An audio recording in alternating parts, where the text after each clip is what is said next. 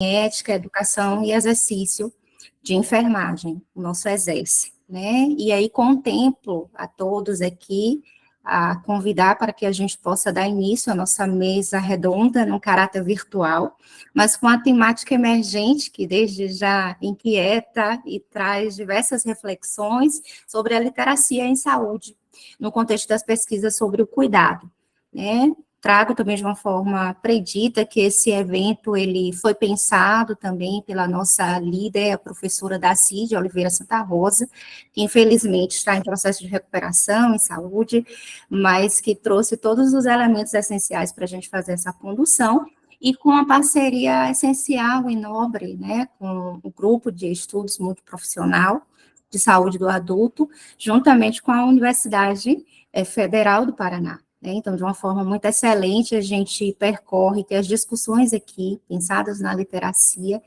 ela com certeza vai trazer reflexões sobre indicadores de prática e qualidade do cuidado em um contexto tão contemporâneo e que só solicita e que, por vezes, ainda parece algo muito novo e recente. Então, dizer a todos que aqueles aqui presentes, com certeza a gente tem pessoas, professores, os docentes aqui, pesquisadores que se inclinaram e que aceitaram estar aqui nessa tarde para a discussão dessa temática, prevendo com certeza a qualificação do cuidado prestado em uma área da enfermagem que já é tão requerida, né, e ansiosa por todos nós, né, e com muita felicidade, eu convido aqui também para a composição da nossa mesa, digo já de uma forma bem antecipada que a nossa professora, né, doutora a Marta Cossetti, ela não vai poder estar conosco, mas já deixou aqui desculpas e o compromisso de um reencontro, porque eu acredito que o próprio dinamismo da literacia vai requerer aqui entre nós novos encontros. E aí eu convido aqui para a composição, né, a professora, doutora, a Vanessa Pittini Paz, né, ela que vai estar compondo também, assumindo uma fala associada à temática, eu vou deixar que vocês explorem no êxito da propriedade, mas nessa composição, a professora Vanessa é enfermeira pela UNOeste, especialista em enfermagem em unidade de terapia intensiva, em controle de infecções nos estabelecimentos assistenciais da saúde, especialista em administração pública e especialista em saúde pública, membro, né, do grupo de estudo multiprofissional em saúde do adulto, grande parceria e uma felicidade enorme nessa presença, urgência, mestre e doutora pela Universidade Federal do Paraná. Então, seja muito bem-vinda. Em paralelo, eu convido já e antecipo também o nosso professor Robson Giovanni Paz, né, graduado em enfermagem pela Pontifícia Universidade Católica do Paraná, especialista em estomoterapia, mestre em enfermagem pela Universidade Federal do Paraná, né, na linha de pesquisa Processo de Cuidado em Saúde e Enfermagem. Atualmente é discente do curso de doutorado de enfermagem pela Universidade Federal do Paraná e membro também do GENSA, que com certeza vai trazer aqui um brilhantismo e colaboração na temática. Né, eu coloco para todos os participantes que a gente vai dar início, né, transmitindo a fala em um lugar muito especial também de fala nas produções e objeto de fenômeno proposto pelo grupo e pela temática, com a professora Vanessa, e que a gente aguarde o encerramento das falas para que haja também esse espaço mais aberto de discussão, que a gente tenha um tempinho aqui para debater, porque a temática realmente ela inquieta e faz a gente refletir numa dimensão muito imensa. Então, sejam todas bem-vindas. Passo a fala agora, professora, sinta-se à vontade para a condução, tá? E eu ficaria aqui no monitoramento também dos chats. Sucesso aí. Ok, boa tarde a todos, e vou fazer a projeção agora da apresentação, tá?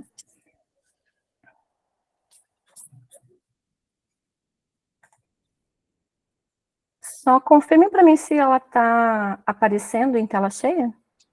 Agora sim, professora. Tá? Uhum. Então, eu vou trazer um pouco do recorte da minha tese, em que eu trabalhei com a literacia em saúde. No decorrer da apresentação, vai ter partes que vai estar em literacia em saúde e outra em letramento em saúde.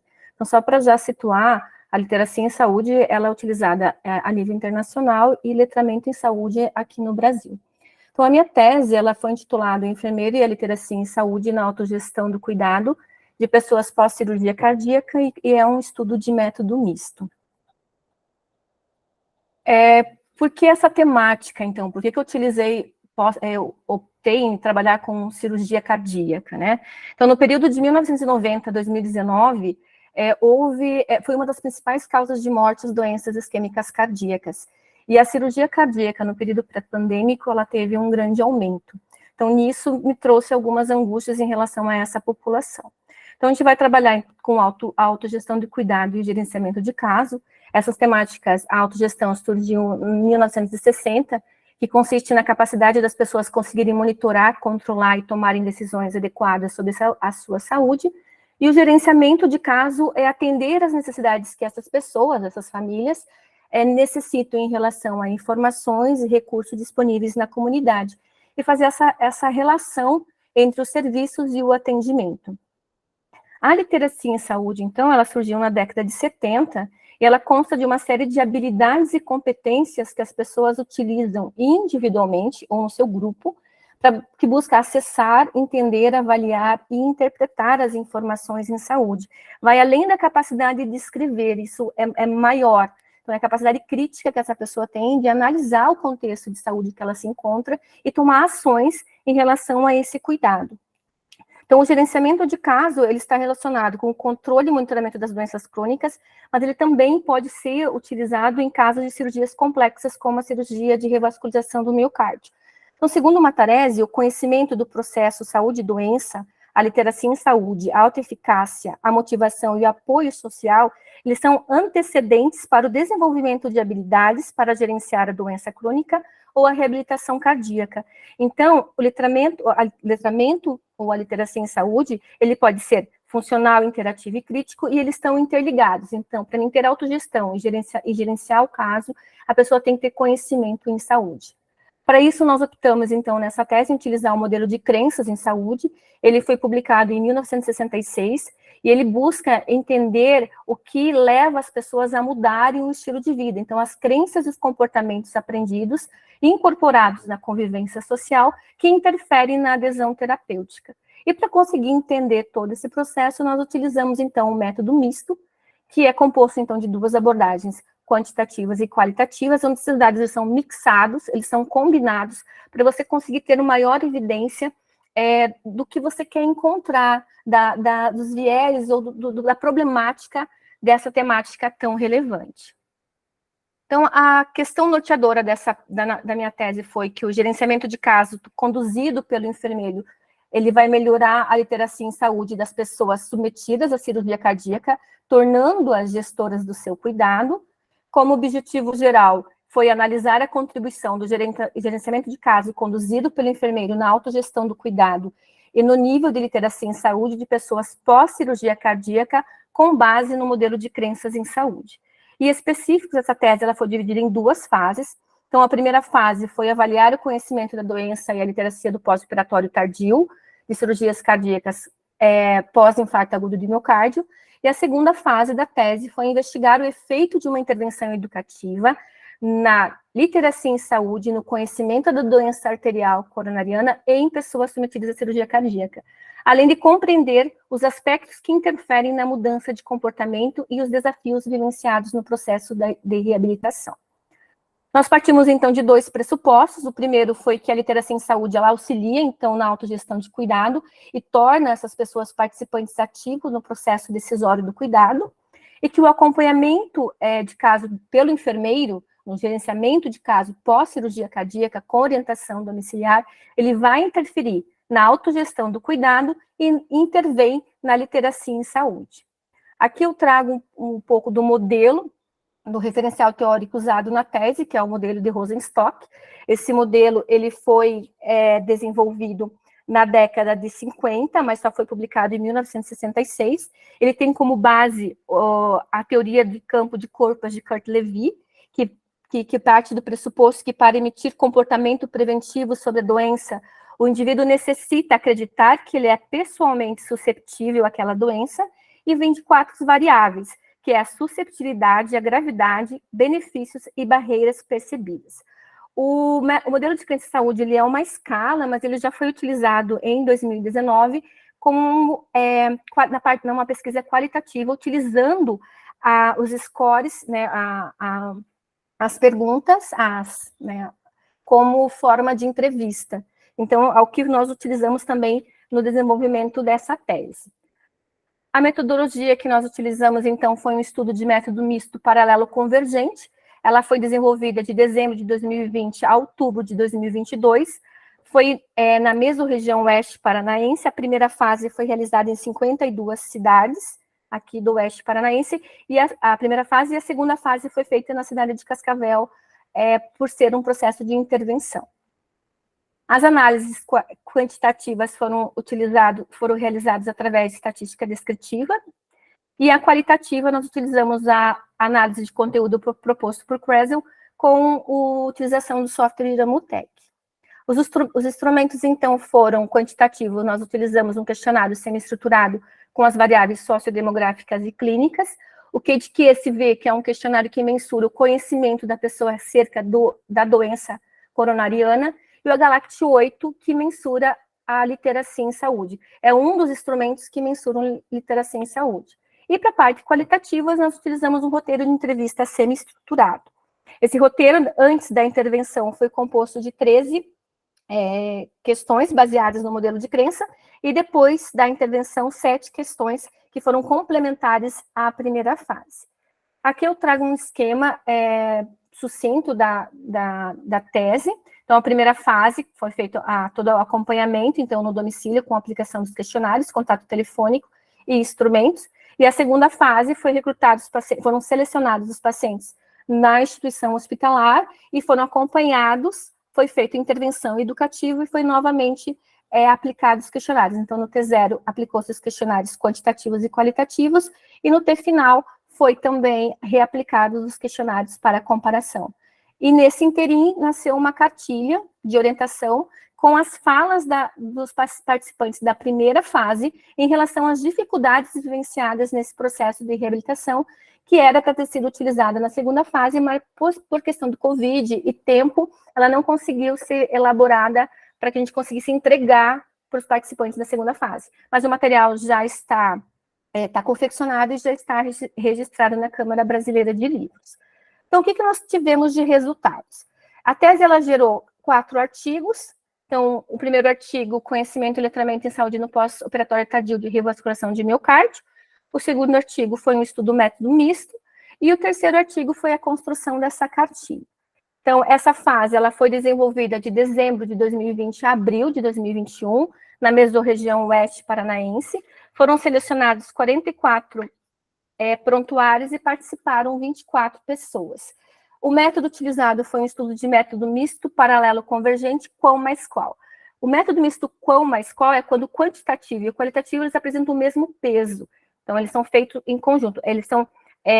quando eu aplicava um instrumento quantitativo, eu já tinha o instrumento qualitativo aplicado em seguida. O que nós observamos, então, dessa população retrospectiva, que foi submetida à cirurgia cardíaca no último semestre de 2019? Na parte quantitativa, então, uma literacia insatisfatória, 58,3% dos participantes, e um conhecimento aceitável sobre a doença. Muitos trazem a vivência deles em relação ao que eles sentiram no momento do infarto, ou que eles sentiram no momento do adoecimento, ou que o médico orientou, mas não que eles tivessem um conhecimento crítico em relação a isso. Na parte qualitativa, nós identificamos, então, sentimentos vivenciados no processo cirúrgico e durante a reabilitação, desorientações e desinformações relacionadas ao cuidado, e o cotidiano transformado pelo procedimento cirúrgico. A integração dos dados quantitativos mais qual, então, nós identificamos divergências e convergências entre as falas dos participantes e a resposta nos questionários. E isso gerou o que a gente chama de um joy display, em que nós fazemos a mixagem dos dados quantitativos e qualitativos. Então, o que isso significa? Eu trouxe ali um exemplo do que é essa divergência e convergência. Outro fato identificado nas falas, por meio das pontuações de Q e desse V, que é o dado quantitativo, é que os participantes, apesar de terem maior pontuação no questionário, no estatístico, né, no Q de Q, em relação à modificação do estilo de vida, eles não conseguiam fazer essa associação de ser necessária mudança dos hábitos para que evitassem um novo adoecimento, conforme eu trago a fala de P22. Cuidar com a bebida, mas eu tomo umas latinhas no final de semana. E a medicação eu estou tomando normal. não parei nada. Depois tem que estar contente, está tudo bem. Então, por mais que ele saia, ele acertou a pontuação, né, ele conseguiu me dar um score satisfatório de conhecimento sobre a doença, a mudança do estilo de vida ainda não ocorreu. O que nós concluímos da primeira fase, então? Que a integração dos dados permitiu identificar essas divergências e convergências, e as falas divergem, então, com os domínios do Agalact-8 e do que ele queria se ver. Destaca também a importância relacionada ao conhecimento da doença e a literacia em saúde, e contribui para o planejamento de cuidados que auxiliem na prevenção e detecção de possíveis complicações. E conhecer as barreiras que existem na execução dos cuidados após a realização da cirurgia cardíaca é importante para que você consiga identificar fatores que podem repercutir na recuperação desses indivíduos. Para a contribuição de enfermagem, a gente reforça, enfatiza, na verdade, a utilização de ferramentas de identificação da literacia em saúde no processo de orientação dessas pessoas ou de qualquer pessoa em que você precise trabalhar com educação em saúde. E a enfermagem ela deve reconhecer o nível de literacia em saúde e o conhecimento da doença, para que a orientação que a gente forneça para essa população possa realmente ser efetiva e mudar esses hábitos e diminuir os riscos que podem ter de complicações e reinternamento. A segunda fase, então, ela resultou no quarto artigo, que esse é um estudo de métodos misto com intervenção. O objetivo dessa segunda fase foi analisar a eficácia de uma intervenção educativa para melhorar a literacia em saúde e o conhecimento da doença arterial coronariana e compreender os fatores que interferem na mudança. A segunda fase, ela ocorreu de junho de 2021 a outubro de 2022. Foram selecionadas 43 pessoas e participaram 25 pessoas. Ela foi realizada em Cascavel, no Paraná. O método foi um estudo de método misto complexo com intervenção educativa com base no modelo de crenças em saúde. Aqui vai ficar um pouco ruim para vocês conseguirem ler, mas para vocês terem uma ideia do que foi o processo desde da base do método, o processo de recrutamento, as intervenções e os acompanhamentos, que aí gerou, então, antes da intervenção no T0 e depois no T final, dados quantitativos e qualitativos, que depois eles foram mixados para a compreensão dos fatores que interferiram ou as barreiras dentro, com relação ao modelo de crenças em saúde. Com isso, nós elaboramos, então, a conexão entre os dados quantitativos, qualitativos, com o modelo de crenças em saúde, antes e depois da intervenção. Então, nós temos do lado esquerdo a análise qualitativa, que resultou em 21 textos, as falas dos participantes, onde eles colocam a questão da susceptibilidade da gravidade da doença. Então, se o indivíduo não se percebe enquanto susceptível, isso vai além do nosso conhecimento técnico. Ele tem que entender, ele tem que se sentir susceptível, ele tem que entender que a doença é grave. Por exemplo, a fase de um dos participantes: eu nunca tive sintoma, nem tinha dor de cabeça, não tinha nem cansaço, nem falta de ar. Acho que é devido à idade. Então, assim, não correlacionar os hábitos de vida com o adoecimento. Aí nós tivemos os fatores modificadores, que foi a intervenção, utilizando os domínios do Agalact-8 e as áreas do KIT-QSV, e depois da intervenção, os resultados que nós encontramos, que foram classificados em benefícios percebidos e barreiras percebidas. Em relação às barreiras, nós identificamos a questão de compreender o fator que causou aquilo. Por exemplo, alguns pacientes achavam que a cirurgia cardíaca foi pior, porque agora eles não se sentiam como eles eram antes. Independente deles saberem que se não tivesse feito a cirurgia, eles poderiam ter ido a óbito. Então, o que nós concluímos dessa parte, então, da segunda fase? Que a intervenção educativa, ela tem efeito na melhoria do letramento em saúde e do conhecimento da doença. Nós observamos um aumento da literacia em saúde antes e depois da intervenção e do conhecimento. Enfatiza o desenvolvimento de habilidades voltadas à autogestão, o gerenciamento de caso planejado individualmente em relação à educação, ela fortalece a literacia em saúde e o conhecimento crítico desse indivíduo em relação ao seu cuidado. A intervenção educativa baseada no modelo de crenças em saúde, ela possibilitou melhora do conhecimento sobre a doença e a literacia em saúde, contribuiu para o entendimento da percepção dos participantes em relação ao adoecimento e a adesão a um estilo de vida mais saudável. As considerações finais, então, nós concluímos com o desenvolvimento da tese que o gerenciamento de caso ele melhora a literacia em saúde e o conhecimento da doença. Os pressupostos que nós apresentamos no início, eles foram contemplados, então o gerenciamento de caso, ele auxilia na literacia em saúde e no conhecimento da doença e torna as pessoas participantes ativos na autogestão do seu cuidado durante o pós-operatório ou no pós-operatório. E o método misto permitiu integrar os dados da literacia e o conhecimento da doença e contribuiu para o planejamento de estratégias que visem auxiliar a prevenção e a detecção de complicações. O modelo que nós utilizamos teórico, que foi o modelo de crença, ele nos possibilitou compreender como as pessoas percebem a doença, a sua susceptibilidade e gravidade, mesmo sendo submetidas a uma cirurgia. As contribuições para a enfermagem, nós destacamos o papel do enfermeiro no acompanhamento domiciliar como elo que vai unir a rede. Através das pactuações de cuidado, nós obtivemos esse aumento da literacia em saúde e a melhora e a mudança de hábito desses indivíduos, porque cada paciente, cada participante foi tratado de forma individualmente. Direciona para outros serviços da rede e diminui os riscos de complicação. As contribuições para a prática profissional, o gerenciamento de caso conduzido pelo enfermeiro, ele assegura a melhora na qualidade de vida e adesão terapêutica e permite a identificação e a intervenção precoce de ações que podem contribuir para evitar complicações.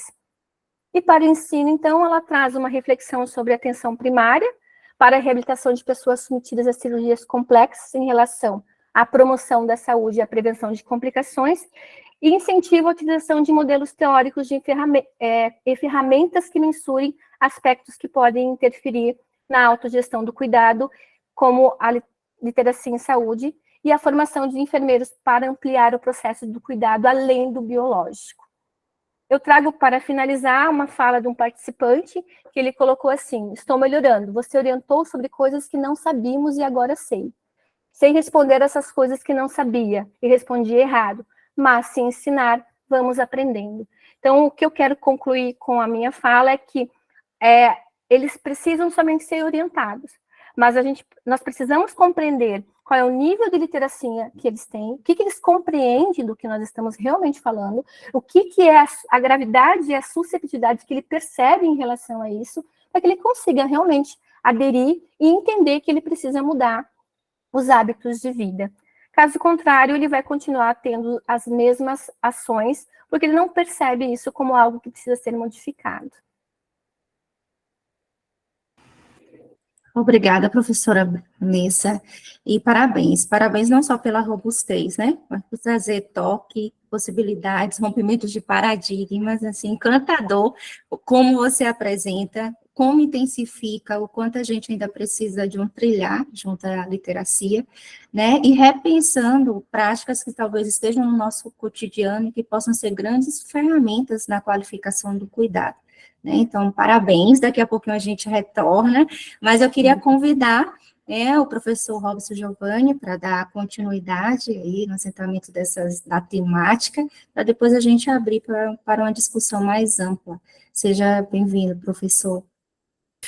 Obrigado, professora Simone, é um prazer estar com vocês, ao lado da Vanessa, né, e da Marta, que estaria aqui também, que foram minhas amigas, né, a gente tem um elo muito próximo aí nessa temporada de doutorado, né, e a gente desenvolveu muitas coisas juntos, né, então o que eu vou colocar aqui também é um pouco do que a Vanessa colocou na perspectiva da minha pesquisa de mestrado, e também vou adentrar um pouquinho sobre o desenvolvimento aí da minha pesquisa de doutorado, para vocês entenderem como trabalhar com letramento em saúde foi me dando pilares e bases para desenvolver o que eu venho desenvolvendo agora, né? E uma mudança também na minha forma de pensar, né? Eu falo hoje como professor, às vezes a gente injeta muito nos alunos algumas certezas e aí os alunos querem ditar, né, aos usuários de saúde, aos pacientes, o que eles devem fazer.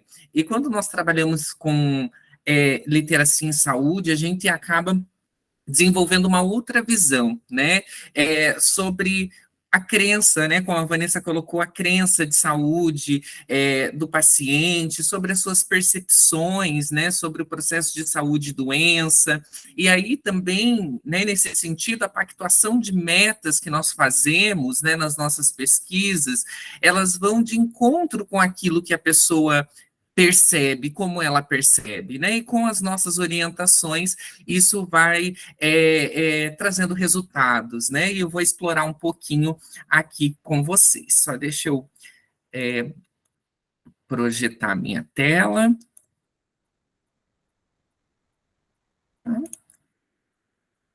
Acho que foi, né? Perfeito, professor. Bom, obrigado. Então, o meu tema, né, de dissertação foi a influência, né, à época nós chamávamos de literacia em saúde, e conforme nós fomos estudando, nós fomos observando que em Portugal se utiliza muito esse termo de literacia em saúde, aqui no Brasil, né, letramento em saúde, e em alguns lugares ainda utiliza como alfabetização, né. E aí nós buscamos saber, né, se havia influência do letramento em saúde, do conhecimento da doença na autogestão da diabetes mellitus, né, que é uma das áreas que eu trabalho. Então, para contextualizar, né, o porquê eu escolher trabalhar com pessoas com diabetes, né, primeiro porque é uma doença crônica que é muito atuante, né, na atenção primária e muitas das vezes, por ela ser tão frequente, né, nessa atenção à saúde, muitas vezes ela é menosprezada, né, é mais uma pessoa com diabetes, pessoas com diabetes, elas são teimosas, né, são pessoas que não aderem a tratamento, são pessoas que não querem mudar, e aí, conforme eu fui estudando, eu fui verificando que na realidade, isso não é uma verdade, né? As pessoas, elas têm tantas dificuldades, elas têm tanto embaraços para desenvolver habilidades para o autocuidado ou para a autogestão, que isso impacta na sua saúde, né? E aí nós culpabilizamos ainda essas pessoas por conta das complicações que aparecem, né, pelo descontrole da doença. Quando, na realidade, o letramento está ali, né, um letramento muito frágil, porque a dificuldade dessas pessoas em acessar coisas básicas como alimentos nutritivos, como serviços mesmo de saúde, mesmo que exista um programa de hiperdia, mesmo que no Sistema Único de Saúde as medicações, né, são oferecidas a essa população, mas ainda há alguns pilares que eles são muito frágeis, né?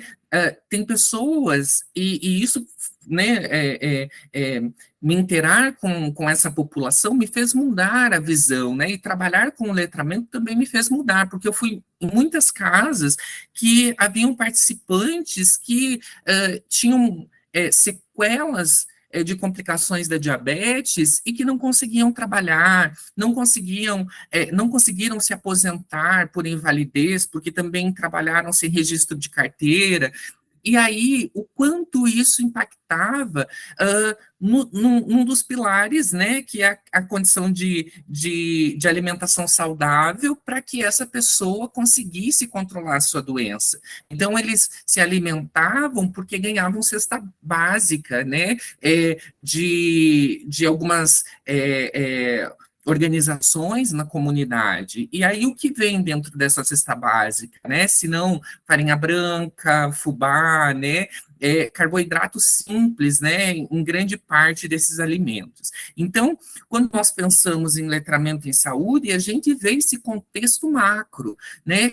Como é dificultoso para essas pessoas controlarem a sua doença. E aí, nós buscamos, então, nessa pesquisa, identificar, né, essa fragilidade do letramento em saúde e saber se ele influenciava ou não na autogestão da diabetes. Então, a diabetes é uma doença crônica, né, atualmente ela atinge aí 424,9 9 milhões de pessoas no mundo, né, entre 20 e 79 anos. Aqui no Brasil, né, cerca de 12 milhões de pessoas têm a doença, né, foram diagnosticados com a doença, e nós estamos no ranking mundial em 4º lugar. Então, as projeções aí até 2030, né, são que haja um número muito aumentado, né, de pessoas com diabetes. E a diabetes tipo 2 é a forma mais comum, né, atingindo cerca de 90 a 95% desses casos. E algumas questões, né, que impactam o autocuidado, eu vou chamar aqui de autocuidado e já vou esclarecer para vocês, né, o porquê nós chamamos de autogestão nas nossas pesquisas, mas aqui no Brasil, o autocuidado é que prevalece, né, esse termo de autocuidado, ele acaba sendo comprometido por conta que as pessoas têm um desconhecimento, né, sobre a sua doença. Então, se nós formos conversar com as pessoas com diabetes, muitas delas ainda acham que somente o açúcar é o vilão da história, né, não comer açúcar, não comer doces, né, e ainda elas desconhecem os danos que a doença pode causar, né? E isso também compromete essa autogestão do cuidado. E aí, quando nós falamos em autocuidado, nós estamos falando de um termo mais geral, né? Então, o autocuidado ele é tido como uma forma das pessoas melhorarem as suas questões de saúde, independentemente se tem ou não uma doença, mas buscando, então, informações de saúde, serviços de saúde, para que elas consigam, então, buscar instrumentos, né, para o melhor cuidado. E a autogestão, ela vem para direcionar, então, os cuidados, né, da pessoa com doença crônica. Matarese conceituou, né, buscou, então, fazer uma análise conceitual desse termo de autogestão, e aí elas buscaram, então, quais eram os pré-requisitos, então, para uma pessoa desenvolver a autogestão, né? Ou seja, ela controlar a sua doença crônica, e aí nós encontramos, então, né, o conhecimento sobre a doença, o primeiro pré-requisito para o desenvolvimento da habilidade de autogestão, né, ou das habilidades de autogestão. Em segundo lugar, as informações sobre o seu estado de saúde e doença, e aí nesse contexto é que entra o letramento em saúde, como essa pessoa então conhece, né, a sua doença e onde ela busca informações e serviços para ela entender esse processo, né, de saúde e doença. E aí a motivação, a autoeficácia e também o suporte social são pilares aí, pré-requisitos para o desenvolvimento dessas habilidades de autogestão. E a pessoa que tem essas habilidades, o que ela vai ter, né, como resultados? Então, vai ter o empoderamento, a autonomia, vai também ter a satisfação, a qualidade de vida, né, que são condições de autopercepção, e o melhor controle glicêmico e também pressórico, né, controle do peso e também a redução de gastos em saúde, né, porque controlando a sua doença, a tendência é que ela utilize menos, né, os serviços de saúde, e essa utilização menor dos serviços de saúde é com relação às complicações mesmo da diabetes ou da hipertensão, né? E aí, dentro dessa condição de conhecimento e de busca por informação de saúde, nós falamos, então, do letramento em saúde, e que no Tembin, em 2000, ele conceitua, né, e esse conceito é utilizado pela Organização Mundial de Saúde, que o letramento é relacionado à promoção de saúde e ele visa melhorar, então, o acesso das pessoas a informações e serviços por meio de atividades educativas e comunicação efetiva. E é definido também como o desenvolvimento de competências cognitivas e sociais, então, para acessar, compreender e utilizar as informações de saúde, tanto na promoção quanto na manutenção de uma boa saúde. E aí, pensando nessa questão, né, que a atividade educativa é um meio para que essas pessoas, então, tenham melhor acesso à informação e aos serviços de saúde, nessa pesquisa do mestrado, então, nós utilizamos a educação em saúde como uma forma de intervenção para que as pessoas aumentassem, então, o seu conhecimento da doença e o letramento em saúde. Já para Sorensen, né, em 2012, que também é um dos grandes nomes aí que trabalha com a questão de letramento em saúde, ela define, então, como um conjunto de habilidades que perpassa o ler e compreender as informações relacionadas à saúde e que também pode ser conceituada de forma mais ampla, como um conjunto de habilidades individuais e sociais compartilhadas, então, com usuários, leigos, profissionais e sistemas de saúde, por meio de diálogo público e também para o desenvolvimento das capacidades aí de tomada de decisão cotidiana. E quando nós falamos em letramento em saúde, né, voltando às questões que eu falei no início da minha apresentação, da culpabilização da pessoa, né, no letramento em saúde, nós pensamos de uma forma mais ampla. Então, pensando em políticas públicas, em acessibilidade, coisas que não dependem só dessa pessoa, mas que dependem da organização de um sistema. E não basta ter uma unidade de saúde próximo à casa daquela pessoa, né? Isso não quer dizer que essa pessoa tem acesso, porque muitas vezes ela vai até essa unidade de saúde buscar informações de saúde, mas a forma de comunicação desses profissionais, que esses profissionais têm com essa população, não é uma forma efetiva, né? Utilizam termos técnicos e acabam, então, não desenvolvendo, né, ou não permitindo com que essas pessoas retenham essas informações, codifiquem essas informações para colocar em prática no seu dia a dia. Então, quando nós falamos em letramento em saúde, nós também temos que pensar qual que é a comunicação que nós estamos utilizando com os usuários de saúde. E isso é muito engraçado, porque conforme, né, eu vou na casa das pessoas, ou as pessoas vão até a unidade de saúde para passar pela consulta de enfermagem comigo, né, as pessoas sentem, né, como uma oportunidade, um espaço dado para que elas perguntem das suas dúvidas.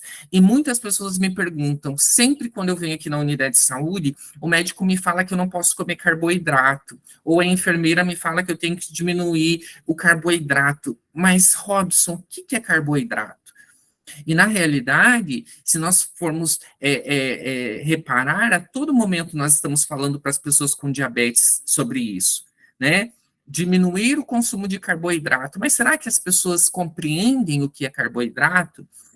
E aí, né, o letramento em saúde, então, ele pode ter 3 vertentes, né, e essas vertentes, a primeira é relacionada ao cuidado de saúde, então, isso diz a respeito do acesso a informações de saúde para que essas pessoas compreendam né, a situação dela de saúde, ela tenha ferramentas e ela seja instrumentalizada para colocar decisões em práticas. Nós também temos a questão da prevenção de saúde, que é o entendimento da pessoa sobre os fatores de risco, então, para prevenir algumas complicações, e diz respeito à promoção de saúde também, que as pessoas conhecerem os condicionantes e determinantes de saúde, sejam eles sociais, sejam eles físicos, né, ou ambientais, para também tomarem decisão em busca de uma melhor condição, né, como diz no Tembim, de uma boa saúde. E aí, nessa pesquisa, nós utilizamos, então, como pergunta, né, o letramento e o conhecimento da doença influenciam a autogestão dos cuidados de adultos com diabetes mellitus tipo 2? E aí, o nosso objetivo, então, foi analisar a influência do letramento e do conhecimento da doença, né, na autogestão do cuidado de adultos após, então, as atividades educativas. Então, foi uma pesquisa de intervenção educativa, né, baseada num desenho de estudo quase experimental, e aí nós fizemos, então, 3 intervenções. Lógico que essa pesquisa ocorreu ali em 2020, né, a coleta de dados no início de 2020, e ela foi influenciada aí, né, por conta da pandemia da Covid. Então, muitas das intervenções que haviam sido planejadas, né, elas precisaram de uma reformulação para ela acontecer. E uma delas foi o acompanhamento telefônico, né? Nós tínhamos desenhado que o acompanhamento telefônico aconteceria a cada um mês para essas pessoas, entre as consultas de enfermagem e as atividades em grupo, porém, né, essa foi a nossa forma de acompanhamento a essas pessoas. Então, nós tivemos uma única consulta de enfermagem no início da pesquisa e uma atividade em grupo, né? E o acompanhamento telefônico, então, foi a nossa intervenção aí durante os 9 meses de acompanhamento a essas pessoas. Né? Então, o período da pesquisa foi de março de 2019 a janeiro de 2021, com a coleta de dados de janeiro a outubro de 2020, né? A população era de uma única unidade de saúde da região metropolitana de Curitiba, e nessa unidade tinham 1.040 usuários cadastrados com diagnóstico de diabetes, né? E, desculpa, 1.046 usuários cadastrados, e desses 516 com diabetes. Então, nós recebemos uma lista, então, da coordenação da unidade, e nós vimos que 78 pacientes eram elegíveis, né, os critérios de inclusão no estudo, e aí nós tivemos 40 voluntários, e desses 33 participaram da pesquisa. Os critérios, então, era ter diabetes mellitus tipo 2, uma idade de 18 a 65 anos, e também descontrole glicêmico, né, em registro do último ano no prontuário eletrônico. Então, tanto hemoglobina glicada acima de 7, como glicemia de jejum acima de 126. A questão de exclusão, né, era caso eles mudassem de localidade ou não atendessem 3 dos telefonemas feitos pelos pesquisadores, e também os pacientes que apresentassem dificuldade de comunicação por conta da resposta, né, aos questionários que utilizamos. As descontinuidades, então, foram óbitos e também solicitação por escrito para desistência da pesquisa. E aí nós utilizamos, então, 3 instrumentos, né, um sociodemográfico e clínico, e o outro instrumento para avaliar o conhecimento, então, sobre a diabetes, né, esse instrumento chamado de Spoke Knowledge in Low Literacy Patients with Diabetes, né, o SKILD. O SKILD é um instrumento, então, que ele é oportuno para as pessoas que não têm leitura, né, e o pesquisador, então, faz a leitura dessa pergunta, e aí o participante, ele responde, né, conforme ele pensa sobre aquele item. Então, uma das questões também interessantes desse questionário é que, numa mesma pergunta, né, existem 3 formas de se questionar aquele participante. Então, um exemplo é a primeira pergunta, né, que fala para o paciente, né, quais os sinais da hiperglicemia, né, quais os sinais e sintomas da hiperglicemia. Então, se o paciente não sabe responder, nós pulamos para um segundo enunciado, né? Quando o açúcar no sangue está muito alto, o que você sente? E aí, para aproximar muito mais a linguagem, então, dessas pessoas, né? E aí ele é composto por 10 questões, então, com uma pontuação de 0 a 100, e aí o tempo de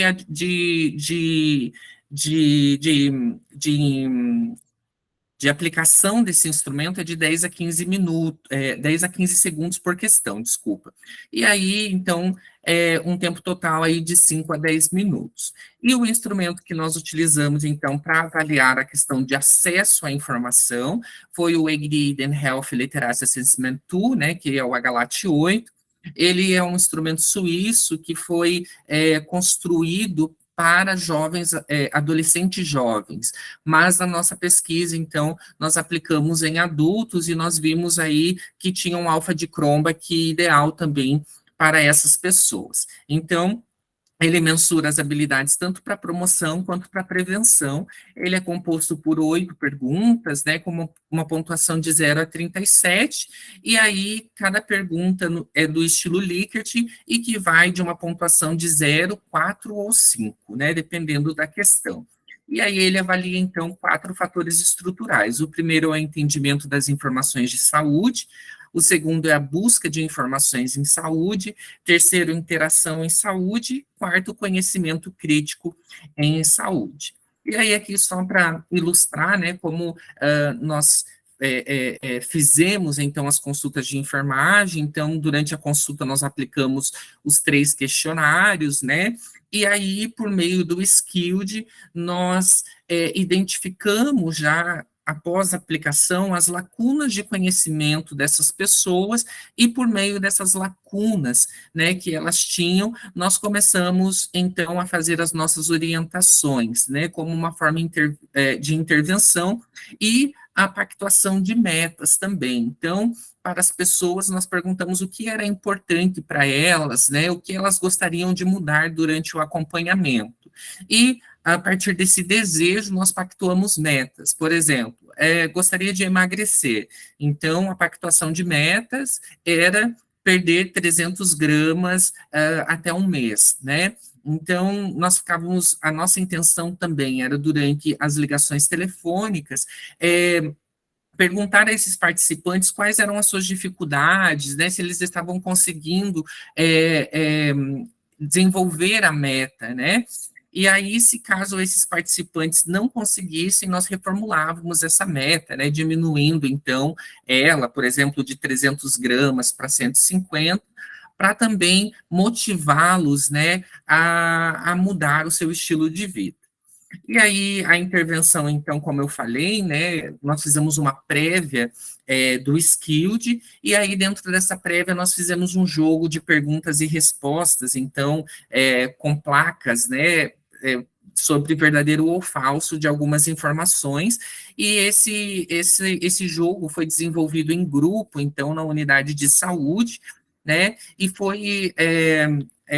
houve uma adesão muito grande dos participantes e da comunidade também como um todo. Então, muitas pessoas foram e falaram, olha, eu não tenho diabetes, mas a minha vizinha tem, e como eu acompanho ela, então eu também vim fazer parte desse movimento, né, de educação em saúde.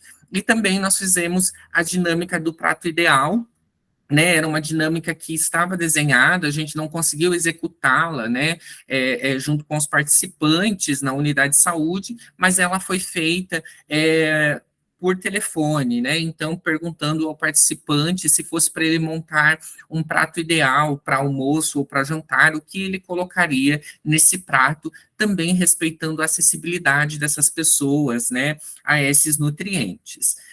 E aí o nosso acompanhamento telefônico, né, foi desenvolvido a partir de orientações, das dúvidas que as pessoas tinham, né, o desenvolvimento, então, das metas, aplicamos no último momento, né, na última ligação, aplicamos os instrumentos Skilled e também a Galat, e todas as conversas que nós tivemos com esses participantes, ela foi registrada num diário de campo, né, para a gente também observar quais eram as dificuldades do desenvolvimento de metas e como elas foram reformuladas, essas metas. E aí nós fizemos algumas análises, né, dos dados, então, adquiridos da pesquisa, né. Bom, e aí como resultados, então, nós percebemos, né, algo que muitas pesquisas trazem, né, sobre a questão do predomínio de mulheres, né, e mulheres com diabetes. Os participantes aí, quase que majoritariamente, né, na realidade, eram numa faixa etária de 56 a 65 anos, tinham baixa escolaridade, menos de 9 anos de estudo, né, 69,7 deles, e também exerciam atividades sem remuneração, 42,4, né, mostrando também que, por ser mulheres, né, muitas vezes eram do lar, né, e por isso não tinham nenhum tipo de remuneração.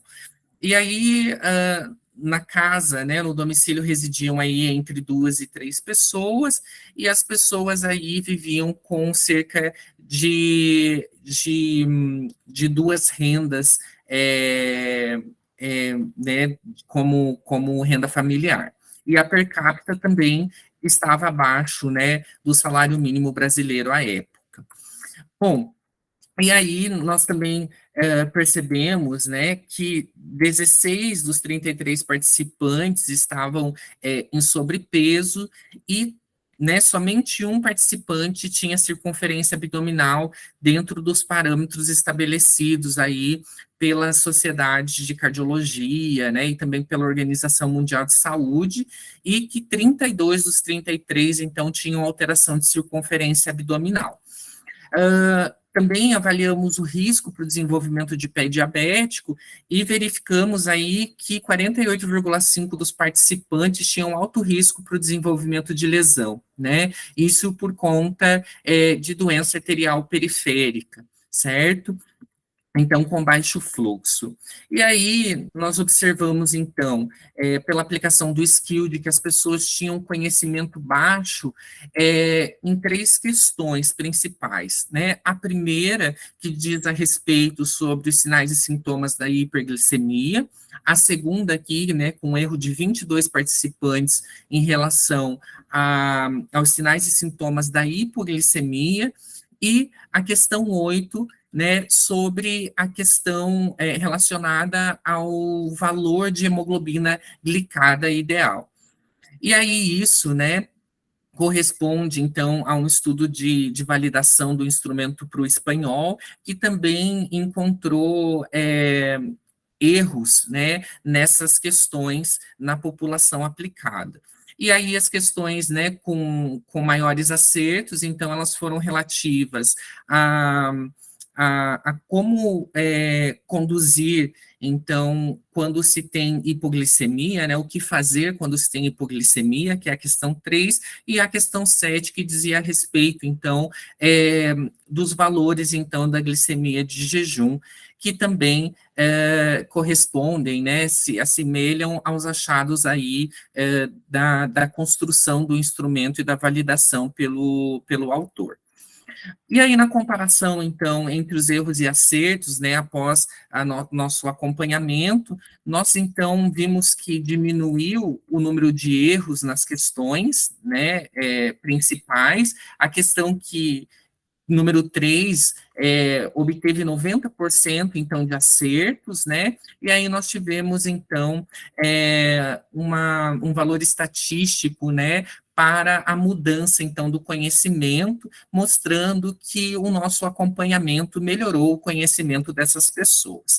E aí nós fizemos uma correlação, então, entre o tempo de diagnóstico dessas pessoas com o aumento dos acertos do Skilled, e aí nós vimos, então, que havia uma correlação positiva moderada de 0,455, e também tivemos um valor estatístico, então, correspondendo que quanto mais tempo as pessoas têm de doença, melhor é o seu conhecimento sobre ela.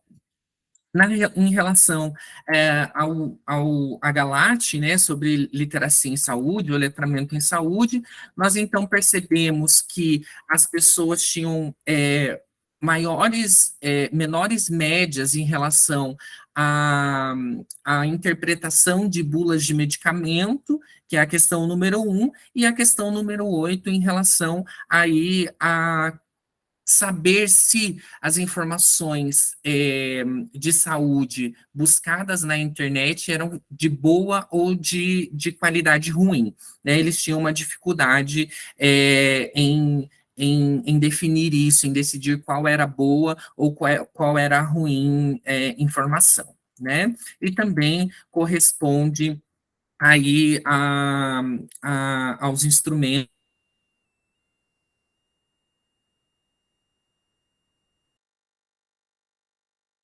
correlacionar aí a questão de interação social. Então, quando eles tinham dificuldades para tratamento em saúde, eles buscavam informações junto de familiares e amigos, pessoas da comunidade, né? E também, né, faz com que, no fator estrutural, então, interação e saúde, essa média foi uma média mais elevada. Bom, e aí em relação ao tempo, né, a gente observou que as questões, né, identificadas no primeiro momento, após nosso acompanhamento, ela teve aí uma média variação, assim, né, não tão expressiva, e isso também acabou não tendo um valor de mudança aí estatisticamente comprovado, né? Porém, alguns estudos de revisão sistemática de literatura falam que os acompanhamentos, né, e as pesquisas desenvolvidas aí para melhorar o letramento da saúde, elas ainda são pesquisas com pouca robustez metodológica, né, e que nós precisamos aí de estudos clínicos randomizados, né, mais robustos, com uma população maior, para que seja, então, avaliado com melhor nível de evidência essas mudanças aí no letramento em saúde após o acompanhamento educativo. E aí, em comparação, né, ao Agalate e ao Skilled, depois, né, depois desse acompanhamento educativo, então nós vimos também que houve relação, mesmo isoladamente não percebendo a mudança da Agalate, mas nós vimos que conforme o conhecimento das pessoas melhora, né, sobre a sua doença, melhoram também a sua questão de letramento em saúde. E aí, né, trouxe algumas questões aqui da nossa análise de diário de campo, né? Então, essa participante da pesquisa, ela tinha no início da pesquisa uma hemoglobina de 10,70, uma glicemia de jejum de 196, 77,7 quilos e um MC de 34, né, correspondendo à obesidade. O conhecimento dela era adequado no tempo inicial, com 9 acertos, então, no Skilled, mas ela tinha um nível insatisfatório aí de letramento em saúde. Depois do nosso acompanhamento, então, nós percebemos que ela perdeu 8 quilos, né, com o controle alimentar e por meio das metas pactuadas, né, das dificuldades que ela apresentou e pediu a nossa ajuda, né, para que para que nós intervíssemos junto, né, dessas dificuldades, e a glicemia dela caiu para 75 e 120, e hemoglobina glicada para 6,8, isso em 9 meses de acompanhamento, né? E o bacana disso foi porque ela nos contou que ela fazia uso de insulina há 12 anos, né? E depois desse nosso acompanhamento, ela voltou ao médico da unidade de saúde, ele só manteve os antidiabéticos via orais e suspendeu a insulina. Então, isso trouxe uma motivação maior para que ela continuasse, né, a manter os seus hábitos de vida saudáveis, né?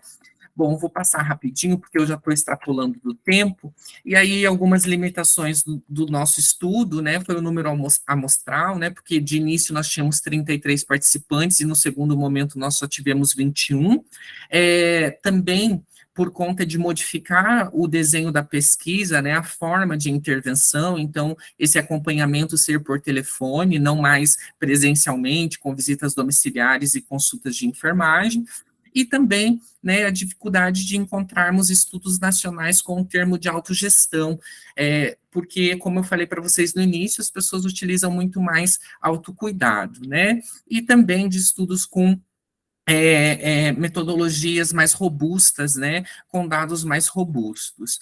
E aí, com a conclusão, nós verificamos, então, que as intervenções educativas, elas foram efetivas, então, para aumentar o conhecimento, né, dos participantes durante o acompanhamento, e esse conhecimento, então, estava correlacionado ao aumento, né, dos níveis de letramento em saúde e também com o tempo de diagnóstico dos participantes.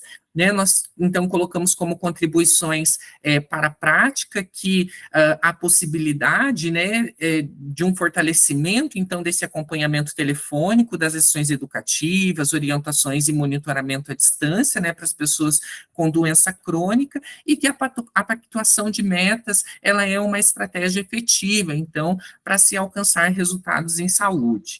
E como contribuições para o ensino, então, as reflexões, então, que nós tivemos sobre a assistência às pessoas com doença crônica e também o incentivo, então, para o desenvolvimento e para a utilização de tecnologias leve-duras desde do ensino, para que quando esses, né, futuros enfermeiros forem para a prática, eles utilizem, então, se instrumentalizem de tecnologias para o planejamento do seu cuidado. E aí, para as pesquisas futuras, né, então, a gente falou de metodologias mais robustas, né, interligando, então, esses vários setores, e também a investigação dessas variáveis sociais de saúde, né, e também mentais, o que elas têm de interferência aí na autogestão. E aí, dentro, né, dessa pesquisa, nós produzimos, então, 3 artigos, um deles está na UFBA, né, sobre o letramento em saúde, conhecimento da doença e risco para pé diabético.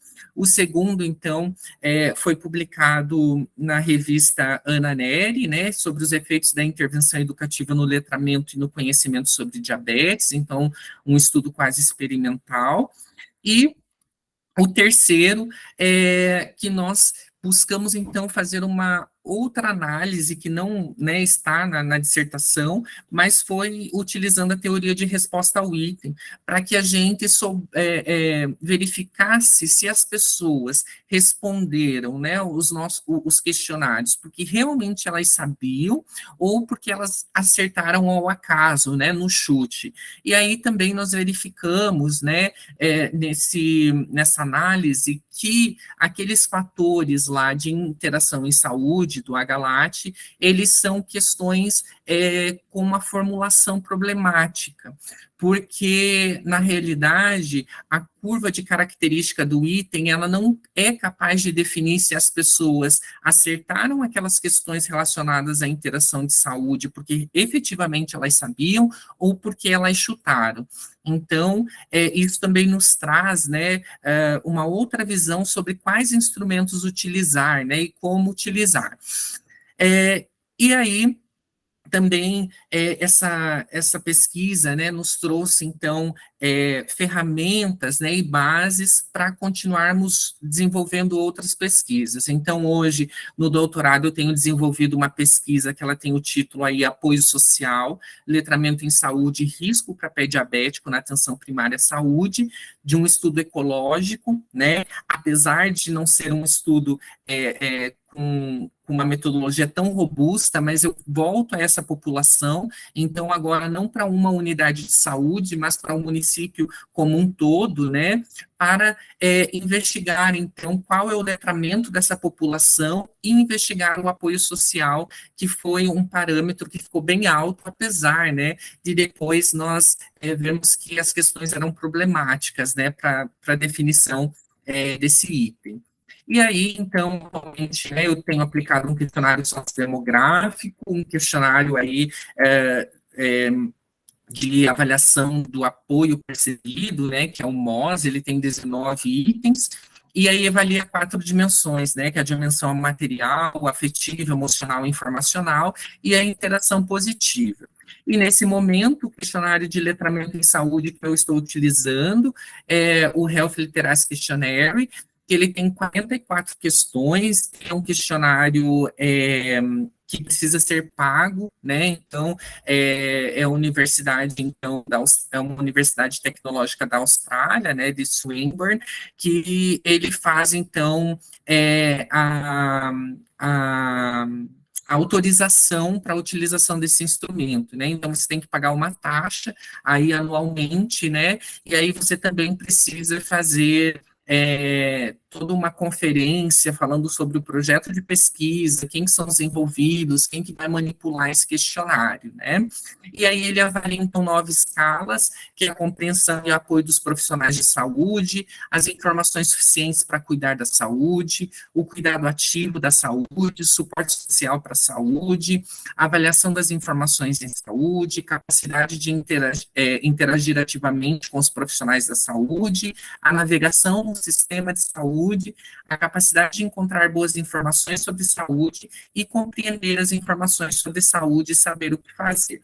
E aí, por que nós utilizamos, então, uma avaliação, né, de suporte social separada dessa daqui, né, pois já existe uma escala aqui que é de suporte social, porque esse suporte social, né, que nós encontramos aqui, ele não é capaz de definir como nós, né, se esse suporte que ele recebe é afetivo, se esse suporte que ele recebe é um suporte totalmente informativo ou emocional. Então, também para ter um maior entendimento sobre essa percepção do apoio é que nós vamos utilizar, né, estamos utilizando um outro instrumento. Eu agradeço vocês, falei um pouquinho demais, mas espero aí ter sido claro sobre o desenvolvimento das nossas pesquisas. Muito obrigado. Obrigada, professor Robson, professora Vanessa. Vamos mudar um pouquinho o script aqui, porque a professora Simone, a internet ficou instável e ela não conseguiu acessar, retornar aqui à sala. Então, assim, agradeço enormemente a sua apresentação, a apresentação da professora Vanessa. Eu me aproximo muito, assim, tenho muita vontade, né, de estudar esses temas, porque, primeiro, eu sinto uma inquietação sobre o vazio do conhecimento do cuidado, né, principalmente de base comunitária. Então, assim, algumas situações que a gente vive na assistência, né, faz a gente despertar para essa necessidade. Então, por vezes, o paciente sai de alta para casa e muito pouca informação é dada, poucas orientações, a família, por vezes, não compreende. Então, o nível instrucional dessa família também é um dos fatores, né, que contribui para isso. E aí, retorna o paciente, é readmitido com a complicação daquele quadro. Então, eu que vivencio na emergência, né, vivencio a emergência, o cuidado em emergência, eu percebo muito essas situações de retorno, né, por essas condições. E aí eu tenho uma afinidade muito grande com o paciente com disfunção neurológica. E assim, a necessidade que a gente tem, sim, de abordar. Então, sempre quando eu falo também com os estudantes na área de saúde, eu sou professora de enfermagem também, eu falo sobre essa necessidade da gente estar pensando em reabilitação desde o momento que o paciente adentra a unidade de emergência. Então, a gente não vai pensar só lá na alta ou só lá na atenção primária. Desde o momento, a gente já está com esse pensamento, com essa formação mais voltada para essas instruções, né? Para na verdade, para o letramento. Eu acho muito importante. Simone, acho que retornou aí. Eu vou ver se ela quer a palavra. Oi, Mari. Veja se vocês me ouvem, gente, que sofrimento desesperador, viu? O professor Robson, eu encantada, só via a imagem e voltava, mas a tecnologia, infelizmente, tem esses desdobramentos, né? Mas vamos pontuar a oportunidade de ter ouvido vocês, de estar aqui com vocês. Eu acho que teve algumas lacunas, né, no meu acompanhamento, mas é perceptível o quanto você atrai, né? A palestra de vocês faz um deslocamento enorme. Eu acho que a sua fala foi uma fala muito pertinente, porque para o campo da docência, tão quanto Mariana pontuou aí, por vezes a gente faz repetições duras, né? De práticas, a gente fala de uma prática baseada em evidência, sim, mas de repente, em tantas adversidades, a aproximação com o letramento, e aí a terminologia agora eu estou mais confortável depois de ouvir vocês, mas faz a gente repensar realmente esse paradigma, ou esse novo fazer com possibilidade de algo que já existe, né? Então, por vezes, eu tenho replicadores, multiplicadores, e que vai estar reproduzindo essas práticas em uma mesma modalidade. E aí eu fiquei pensando, né, talvez você tenha até conseguido explanar, porque tem uma robustez enorme o trabalho seu apresentado, mas também, assim, o comum e como a gente pode gerar estratégias potenciais, né, para o foco da docência que você vai repercutir em uma prática profissional. E me veio à luz também, pensando no letramento numa condição global, veja aqui que a terminologia me trouxe a questão da crise sanitária, a pandemia, o quanto de forma forçosa as pessoas elas tiveram que se adaptar em uma adversidade enorme, talvez de termos, orientações, práticas que para o nosso cotidiano, para as normas, para os regulamentos, já eram preditos, mas que para a população era algo muito distanciado. E aí eu fiquei aqui pensando, né, nesse mergulho, eu visualizei as diversas publicações e propositivas de vocês, eu acho que é um chamamento mesmo, porque a tratativa e a temática, ela leva a gente a uma condição de cidadania, né, quando a gente fala de autogestão, autocuidado, é muito mais do que uma reprodução de técnica, que eu acho que esse alcance, a discussão à tarde, fez a gente traduzir de uma forma muito elementar. Então, eu não sei se vocês pautaram isso, mas eu fiquei muito nas condições estratégicas, né? Ouvir a comunicação eficaz, já repensando como a Mariana, eu também transito muito no campo da emergência, mas já pensando mesmo em coisas básicas, de letramento, de primeiros socorros, de outros elementos que, por vezes, a gente só faz uma tradução de técnicas, mas a gente não acompanha esse processo mesmo de acontecimento, né, para esse público que a todo momento vai desfrutar desse processo de cuidado, mas eu quero agradecer, assim, né, e aí se isso tocar em algo que vocês possam pontuar, porque foram coisas que eu consegui resgatar e trazer à mente de um campo muito real, que eu acho que a gente não vai ter mais, não tem como fugir, não. Assim, até gostaria de conversar um pouquinho sobre isso, porque o paciente cardíaco, eu peguei pacientes que infartaram e foram submetidos à cirurgia cardíaca. Então, é um paciente que ele foi muito súbito e, de repente, todo o contexto familiar, ele é modificado. E a coleta retrospectiva e até a prospectiva foi durante a pandemia. Então, eu fui no domicílio desses pacientes e eu não tive negativa pelo grau de desespero que essas famílias se encontravam.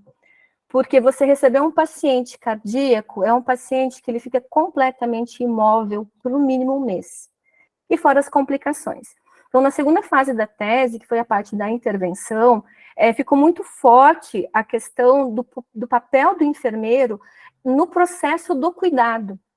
Primeiramente, em identificação, nós tivemos muita infecção de parede cirúrgica, muita telectasia alveolar, questões nutricionais, então, porque esse paciente, ele modifica toda a questão estrutural dele, a família, de repente, se torna o cuidador, nem sempre ela pode estar, então ela tem que abdicar de toda a parte socioeconômica, né, toda a parte social e econômica, realmente, para cuidar daquele indivíduo.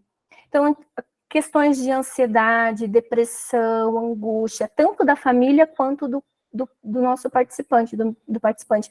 Então, quando nós íamos a domicílio, além de ter que identificar essa peculiaridade de cada família através do seu nível educacional, que não é só questão de saber ler e escrever, eu tive pessoas analfabetas que tiveram uma compreensão do cuidado e um entendimento do cuidado em saúde maior do que quem tinha segundo grau ou nível universitário. Então, isso ficou muito evidente. Tanto que na correlação da tese, não há relação entre literacia e conhecimento sobre a doença. Não teve relação nenhuma. Por quê? Porque o conhecimento da doença, a literacia, ela é além disso. Que daí vai justificar por que um médico fuma, ou por que um enfermeiro fuma, ou por que a gente não cuida da nossa saúde mental, se a gente sabe que ela faz parte desse processo. E aí entra o modelo de crença.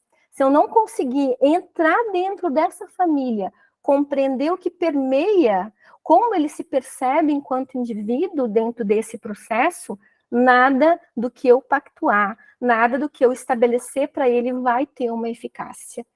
Então, a utilização do modelo, juntamente com a presença, foi muito bom, porque nós pactuávamos assim, uma vez por semana, a cada 15 dias eu fazia contato telefônico e uma vez por mês eu fazia visita domiciliar por 5 meses. Esse foi o período de acompanhamento. Entretanto, foi bem menos.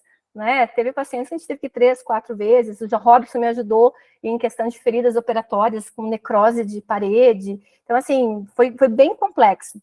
E fora alguns pacientes que eu perdi no desenvolver do acompanhamento, né? Então, ressalta cada vez mais que a atenção básica ela não está preparada para pacientes de cirurgia complexa. Existem programas hoje para hipertensão, não desmerecendo, no momento algum é isso, mas nós temos o paciente diabético e nós temos o paciente hipertenso. O paciente revascularizado, o paciente de cirurgia complexa, ele não tem para onde ir, ele retorna ao ambulatório do hospital aonde ele fez a cirurgia, em agendamentos que às vezes chega a 2 meses para ele retornar de acompanhamento.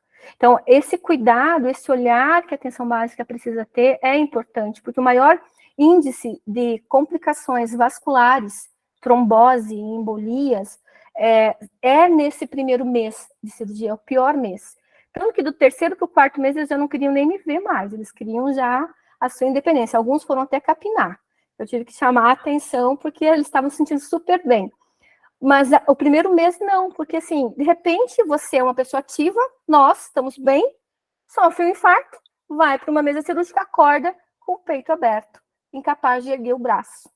Então é uma mudança muito radical, né? E aí que vem toda essa rede que nós temos, que ela existe, mas falta às vezes interligar essa rede se comunicar, para que a gente consiga evitar, não é pela questão do reinternamento, pelo só o custo é alto, mas também pela própria qualidade de vida desse indivíduo, que você pode ter uma ação com baixo custo, que é o atendimento a domicílio, com exercícios simples de você ensinar esse paciente como fazer um processo de respiração, ou como ele vai caminhar, porque eles não querem caminhar, eles precisam caminhar.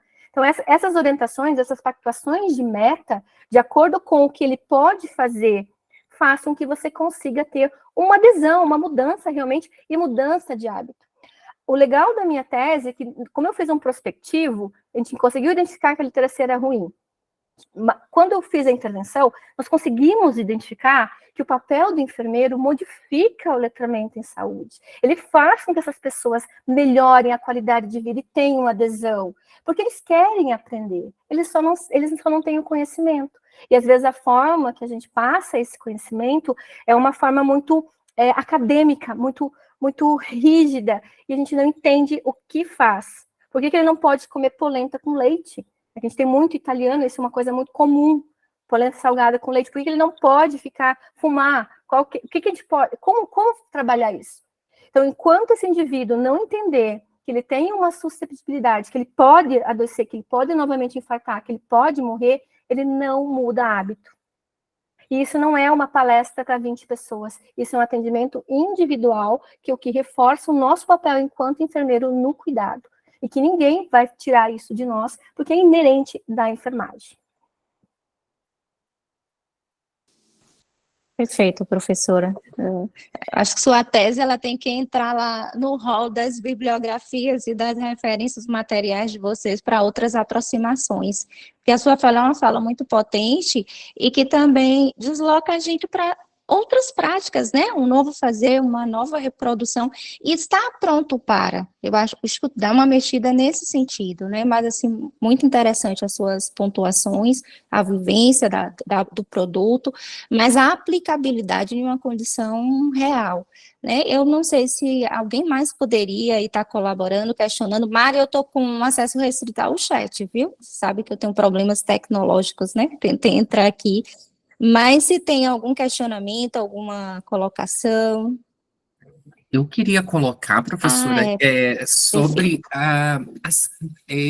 é uma mudança mesmo, né? E eu falo que quando eu dou aula, eu falo para os alunos: olha, eu já fui do tipo de enfermeiro, eu trabalhei em UTI cirúrgica, trabalhei em UTI neurológica, e eu fui já do tipo de enfermeiro que já impôs muita coisa para os pacientes, batendo no peito, dizendo: eu sou enfermeiro, eu estudei, eu quem sei o que é melhor para você. E para trabalhar com letramento e autogestão, nós mudamos a nossa forma de atendimento, né? Eu falo para os alunos, hoje eu me sinto ridículo mesmo, né? Pelo que eu já fiz, mas também não posso esconder a mão, porque isso foi um processo também de mudança e de evolução da minha característica, da minha identidade mesmo como profissional e como enfermeiro. Então, hoje, eu não busco duvidar das pessoas, então, e se tem muito essa prática, né? As pessoas, a gente está ouvindo menos os nossos pacientes, os nossos usuários de saúde, nós estamos falando muito, e isso também não é efetivo para trabalhar com letramento em saúde. Eu venho aprendendo algumas coisas e estou dentro de um projeto de extensão que nós vamos para o litoral aqui paranaense, e é perto, né, cerca de 2 horas nós estamos no litoral. E aí eu fui dar uma aula sobre prevenção de pé diabético, né? E aí eu falando sobre claudicação e tudo mais, uma pessoa levanta a mão e fala bem assim: Robson, aqui a gente não utiliza esse nome não, muda a tua forma de falar, aqui o povo chama de GECI, perna gessida, minha perna está gessida, né? E aí eu falei, olha, eu preciso, então, ter contato com essa população, até para que eu me perceba e mude a forma de comunicação com essas pessoas, porque senão vai ser uma comunicação totalmente vazia, e aí eu estou... muitas vezes registrando que estou fazendo uma orientação, acho que a pessoa não quer mudar porque realmente ela não quer, quando na realidade é aquilo que eu falei, as pessoas não entendem o que é carboidrato, e a todo momento nós estamos falando que ela não pode comer carboidrato, que ela não pode se alimentar com alimentos com sódio, né, ricos em sódio. Então, para trabalhar com letramento, também tem que haver uma transformação em nós sobre como nós chegamos a essas pessoas, acessar essas pessoas, conhecer as dificuldades reais e não pontuar ou culpabilizá-las, né, sobre falta de esforço, falta de capacidade para mudança de hábito de vida, né? Um dos grandes impactos que eu tive foi quando eu fui numa casa de uma senhora, né, uma mulher jovem, 48 anos, com 48 de IMC, né? E quando eu chego na casa dela, era uma casa, né, de alvenaria, uma casa boa, numa rua asfaltada, mas que eu pergunto a renda dela e ela me fala R$ 180. E eu falo, não, a renda da família. Ela falou, não, Robson, R$ 180. Eu cuido de 2 crianças na comunidade, por mês, ganho R$ 60. E eu falei, mas e como você consegue pagar as contas? Ela falou, olha, com esse dinheiro eu vou pagando as contas. Mas o que você come? O que eu ganho de cesta básica, né? Ela abre a geladeira, e aí a geladeira só estava ligada porque ela precisava armazenar as insulinas. E estava armazenada corretamente. Apesar dela não ser alfabetizada, a insulina estava muito bem armazenada, ela tinha um caderno que ela controlava todos os dados dela, e aí eu, trabalhando com letramento, como eu vou falar para essa mulher que ela tem um risco clínico, que isso é culpa dela?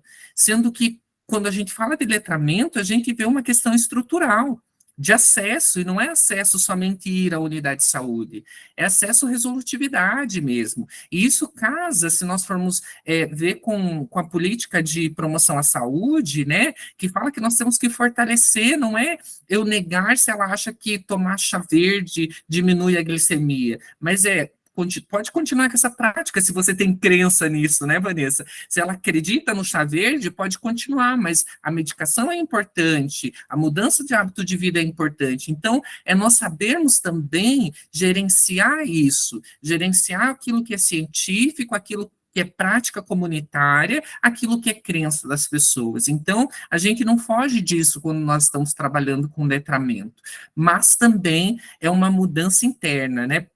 O profissional, para trabalhar e ser efetivo nas suas questões de letramento, ele tem que ter uma mudança interna e ele desenvolver habilidades para desenvolver no outro, né? Perfeito, obrigada, professor. Obrigada por trazer perspectivas e movimentos de paridade, né, de aproximação e de pouco distanciamento, que eu acho que é um exercício diário que precisa ser realizado.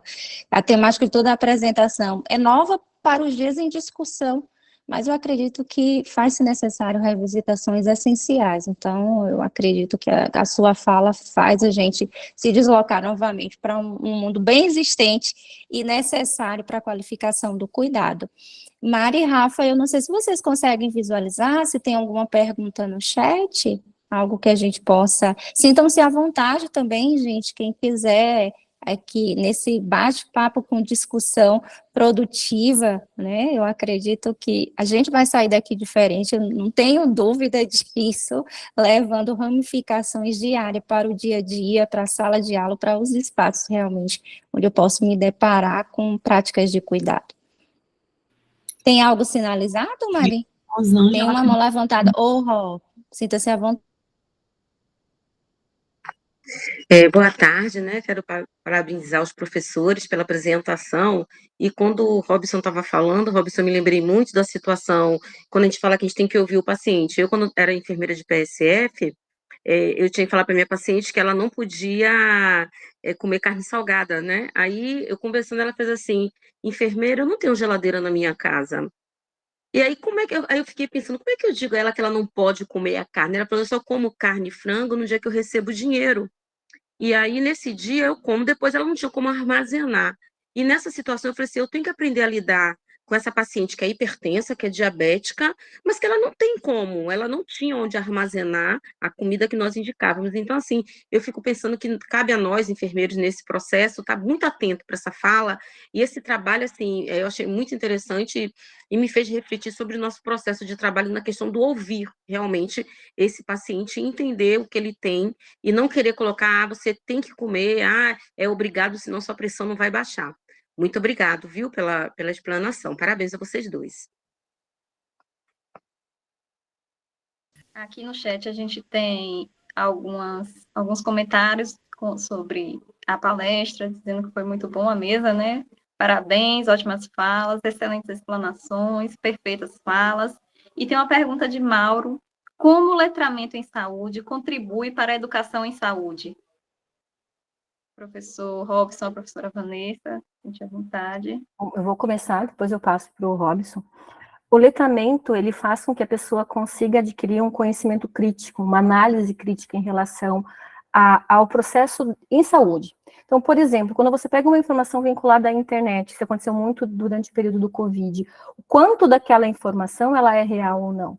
Então, quando você empodera esse indivíduo da capacidade de analisar, de questionar, de procurar outras fontes, automaticamente você está fazendo educação em saúde, porque ele vai mudar, ele vai questionar, ele vai procurar fontes seguras. Uma das questões que eu encontrei dentro da pesquisa, quando a gente questiona o uso da internet, ela é a ferramenta utilizada por basicamente todos os participantes. Agora, quando você questiona qual é a qualidade das informações vinculadas à internet, eles não sabem. Então, isso, quando você começa a trabalhar com eles, as informações de forma correta, o que ele tem que procurar, aonde ele tem que procurar, você já inicia um processo de educação em saúde, e aonde ele pode tirar dúvida, porque todos eles me responderam que a ponte de apoio para eles é o posto de saúde. Mas o que acontece? Quando você pergunta, mas você teve a visita do posto? Alguém do posto veio conversar com vocês? Não, ninguém veio. Então, apesar deles saberem aonde buscar, existe uma barreira ainda entre a unidade de saúde e o atendimento domiciliar. Então, o paciente tem que se deslocar até a unidade para receber essa informação. E aí, como ele vai fazer isso? Alguns podem, outros não conseguem, né? E esse processo de compreender é que vai fazer com que ele consiga fazer as mudanças necessárias. Então, o letramento, a partir do momento que eu empodero esse indivíduo dentro de um letramento crítico, de um conhecimento crítico em relação à análise do que ele vivencia, automaticamente ele vai fazer escolhas mais coerentes. Ele vai questionar aquilo que antes para ele era um dado absoluto e que não poderia, digamos assim, não teria outro viés, outra opção, né? Ele vai começar a ver as coisas com um outro olhar. Que é que nem a fala que eu terminei minha apresentação, é só me dar a ferramenta, se você me der a ferramenta, eu vou conseguir. Então, é isso que a gente precisa fazer, empoderar esse indivíduo, para que ele seja capaz dele fazer as escolhas. Isso é a autogestão do cuidado. Ele é o responsável pelo cuidado dele, não é o enfermeiro, não é o médico.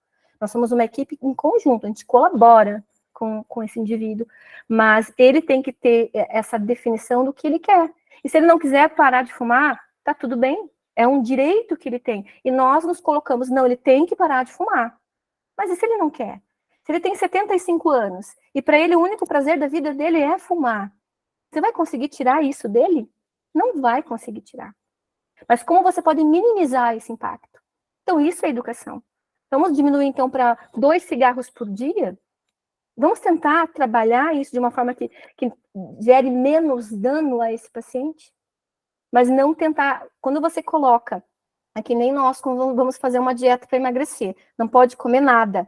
Você quer comer tudo. Né? Tudo aquilo que você nem comia naquele momento, nossa, eu preciso comer um chocolate, mas eu nem gosto tanto de chocolate. Então é a mesma coisa. Agora, se ele puder comer um chocolate e trocar por outras coisas naquele dia, naquela semana, não tem problema. É mudar essa concepção que ele não pode nunca mais.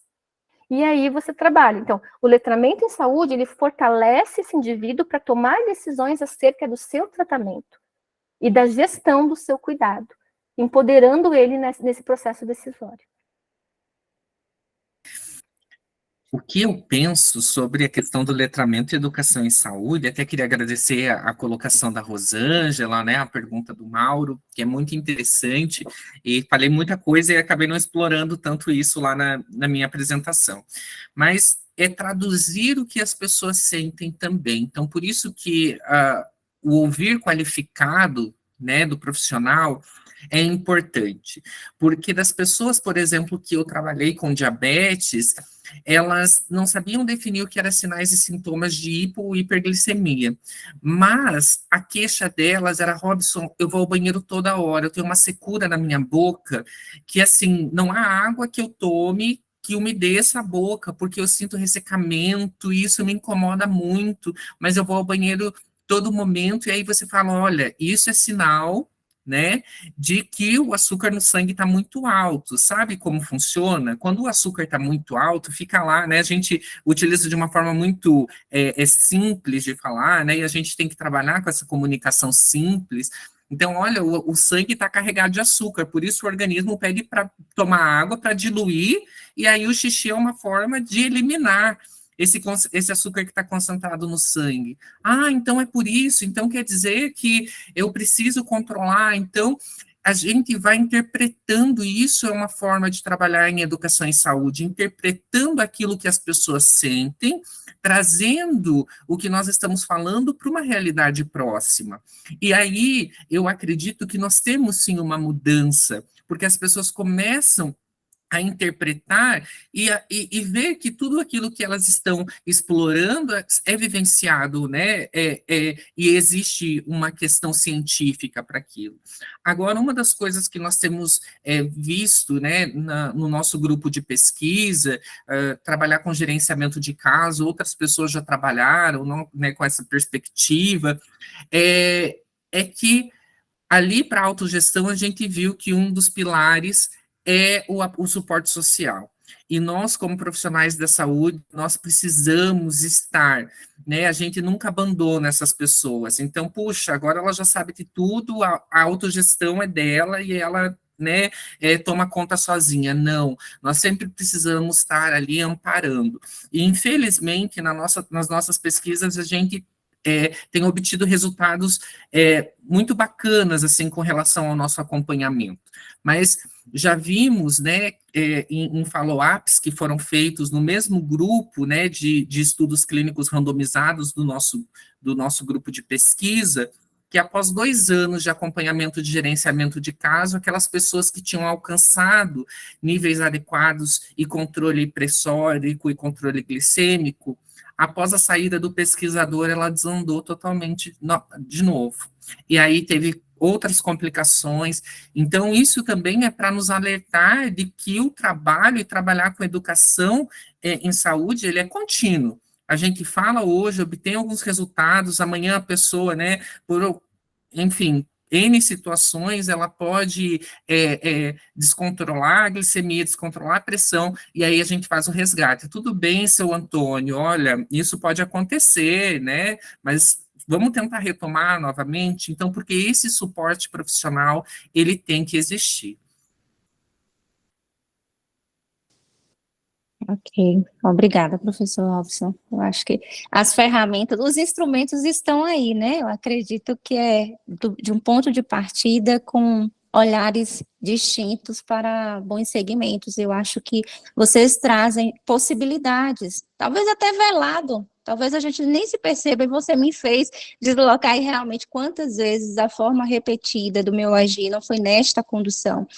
Então, é excelente quando você faz essa coassociação, porque a educação em saúde, por vezes, a gente utiliza só como uma terminologia, né? Estou fazendo educação em saúde, mas a inquietar o como chega, e eu acho que essas interpretações, essas colocações que vocês trazem, é que nos comove também como essa condição de paridade, porque há uma relação de poder muito estabelecida, né? Quando você me diz assim, por quantas vezes, como enfermeira beira-leito, a gente tornou forçoso uma atitude, uma condução. Eu ainda brinco em sala de aula. Depois que estive na condição de paciente, eu também passei a entender que aquilo ali não é a forma mais vital e viável. Então, às vezes vem pela dor, mas a gente tem instrumentos que vai requerer também uma nova localização. Quem sou eu nesse processo, como educador, como profissional, com vários instrumentos, várias ferramentas, o nosso sistema tem uma amplitude enorme, e aí você traz outra questão de resolutividade. Que caminhos são esses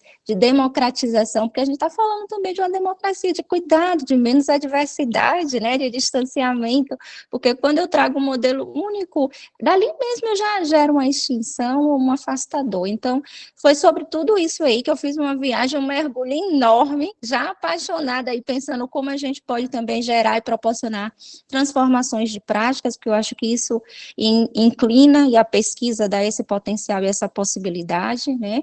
E aí, queria saber também se o grupo tem mais alguma colocação, mais alguma contribuição. Eu estou aqui encharcada de coisas boas e sensações, está sendo uma tarde muito abrilhantada.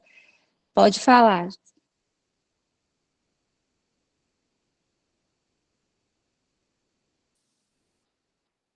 Jeane? Ah, estava com a mão levantada. Tem mais alguém?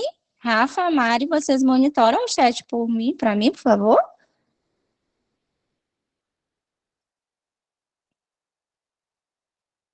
Oi, Pro, tava só parabenizando mesmo. Ah, Excelente todos os professores aí, as falas. Agradecer pelo conhecimento, né? Muito enriquecedor essa tarde. No Oi, chat, professora Simone. No chat não tem perguntas. Tiveram muitos elogios aos professores, as colocações. eu queria ser tendenciosa, não é? Porque eu estou sendo alimentada, né, de novas possibilidades, mas com a expertise de vocês, professora Evanissa e professor Robson, né? E aí eu fico pensando, porque não é algo distante, que é vivo, quando a gente faz leitura junto à Organização Mundial de Saúde, propositivas do próprio Sistema Único, você trouxe aí a gestão de caso, algumas coisas que me fizeram deslocar-se. Mas, assim, o quanto e estratégias, talvez até pela a comunicação de vocês e aproximações com a temática, o quanto isso também, ou como, né, pode se dar, porque eu acho que o letramento, precisa ser transversal, né, ao processo em sala de aula, na produção de conhecimento, né, a gente tem também uma responsabilidade enorme, porque daqui a pouquinho a gente desloca e dissocia ou se afasta, e outros pares chegam.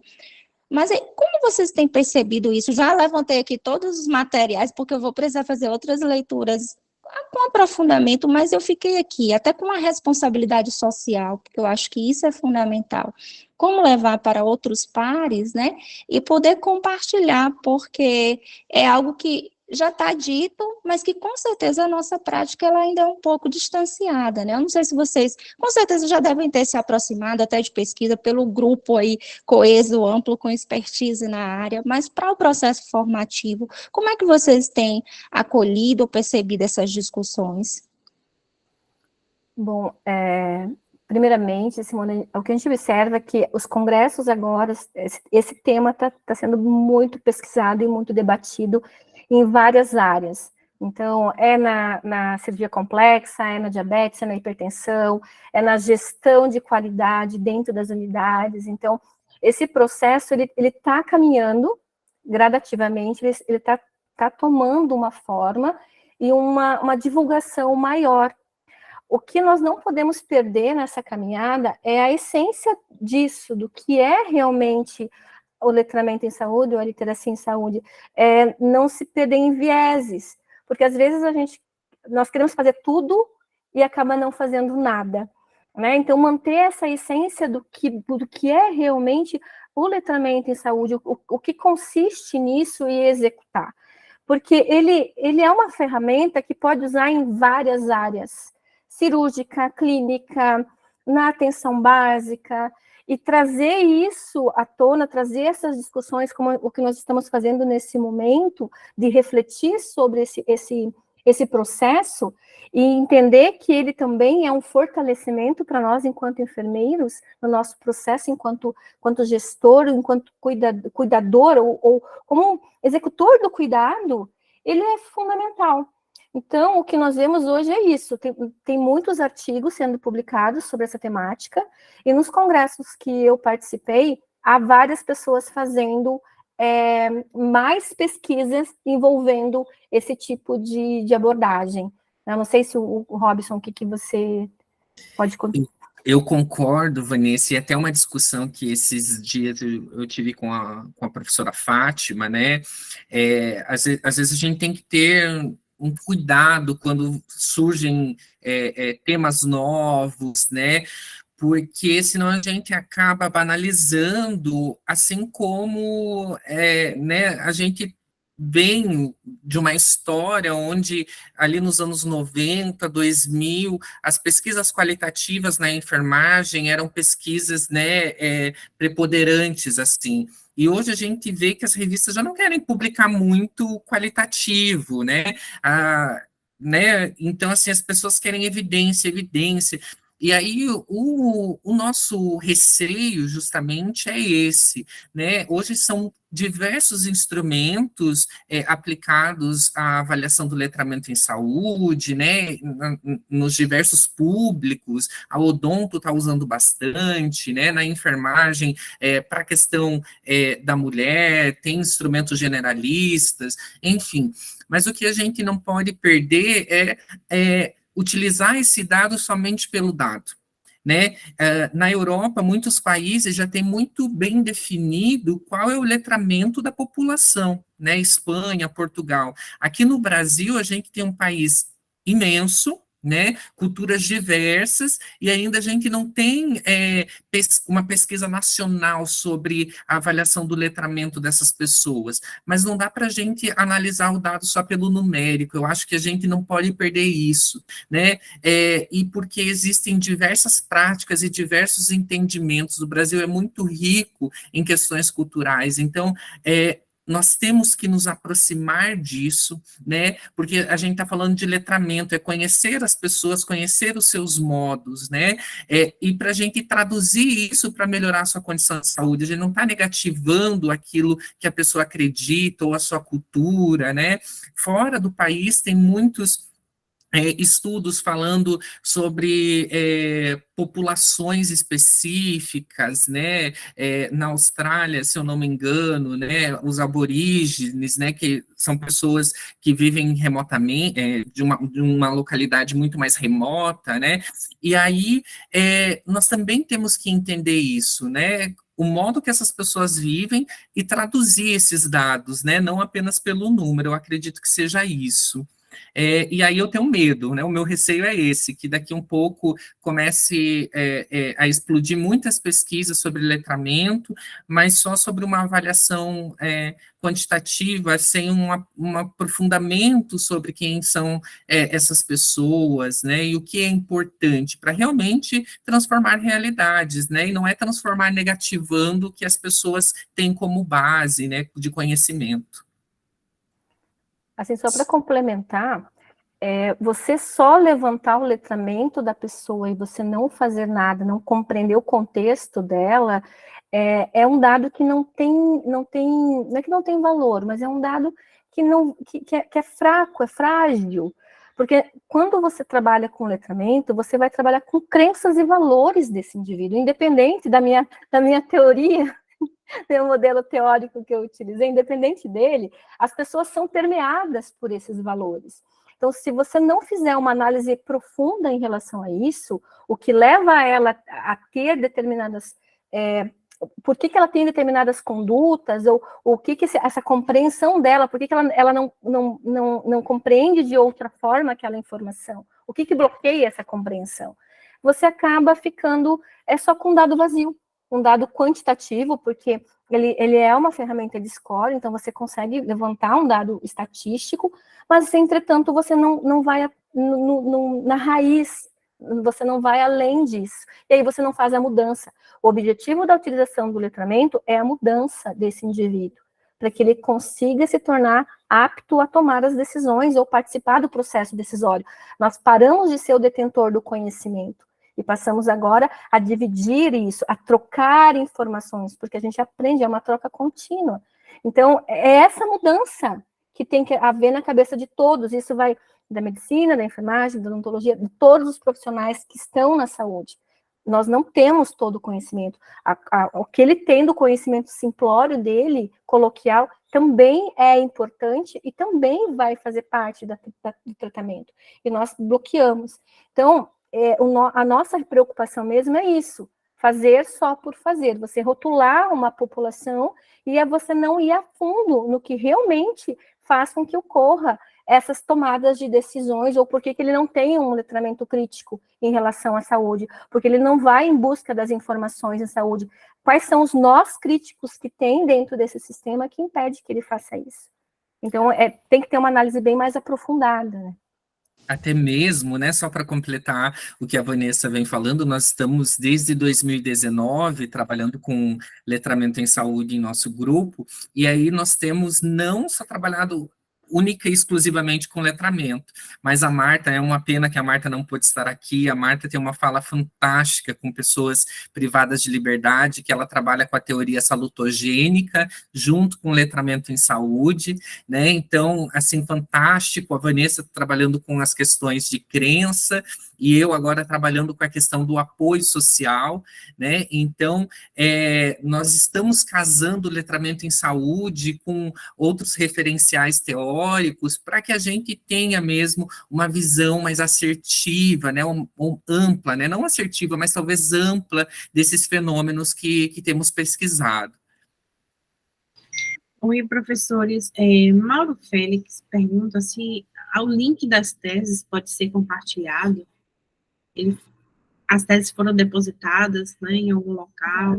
No momento ainda não está disponível, tá? Assim que a gente tiver, porque assim, eu acabei o meu doutorado agora, foi o mês de setembro, então eu sou uma doutora fresca, digamos assim, e como nós estamos ainda com a construção de alguns artigos, tem esse último artigo da segunda fase, que é um método misto com intervenção, ele ainda está em processo de construção, então eu preciso primeiro publicá-lo, para depois poder dispensar o link da tese. Mas assim que tiver, a gente encaminha para vocês, porque assim, a tese, ela é muito longa. Eu fiz um resumão, o Robson participou da minha defesa, eu fiz um resumão, porque ela tem muitas tabelas, ela tem muitos quadros, ela é muito complexa, assim, sabe? Pelo processo de construção. Parece tão simples na hora da gente falar, mas até chegar no que nós chegamos foi um trabalho, uma jornada bem árdua. Tanto que eu fiquei 3 meses em Florianópolis para aprender o método misto com a professora doutora Elisiane Lorenzini, porque o método misto não é um quanti-quali. Essa mixagem dos dados quantitativos com os dados qualitativos para integrar esses dados é um processo extremamente complexo e, assim, foi bem extenuante, mas com certeza, assim que ela for, a gente conseguir depositar ela no acervo, se tiver tudo certo, a gente libera o link para vocês. Eu já coloquei o link da minha dissertação ali, e aí de alguns dos artigos também que nós publicamos, né, para o pessoal ter acesso. Ótimo, professores. Você dizendo também a complexidade do fenômeno, né? Eu acho que vocês trouxeram o além e o necessário por vir. Então, eu acho, com certeza, o exerce, né, quando você traz algumas afinidades e algumas pontuações essenciais, seja na crença, nos valores, né, nas repercussões, não tem como a gente também, com um grupo que tem uma fundamentação ética de educação e exercício da profissão, isso fica muito acolhido, muito mais do que necessário. Já dizendo que o GENSA e o exerce vai precisar de outros encontros pela dinamicidade mesmo da literacia, né, por essa questão que roda e o porvir, como vocês colocaram, são diversas possibilidades, e aí eu queria agradecer imensamente, principalmente por essa tarde que emancipa, que traz falas de possibilidades, que tira tantos véus e coloca aqui, ó, você está diante dali, disso, e como trazer um refazer da complexidade, ou da complexidade em outros contextos, ou do contexto complexo. Então, em nome do Exército, eu acho que, Rafa, eu não sei se tem mais alguma coisa aí no chat, né, se alguém ainda tem algo a pronunciar, mas eu acho que a gente explorou aqui a temática sobre diversas dimensões. Os parabéns, eu não estou visualizando aqui, mas a gratidão, ela vem aí triplicada, né, o enriquecimento. Eu compartilhei esses links que o professor Robson colocou aí. Ótimo. Com todos os participantes lá pela Evelyn. Muito bom, Rafa, obrigada.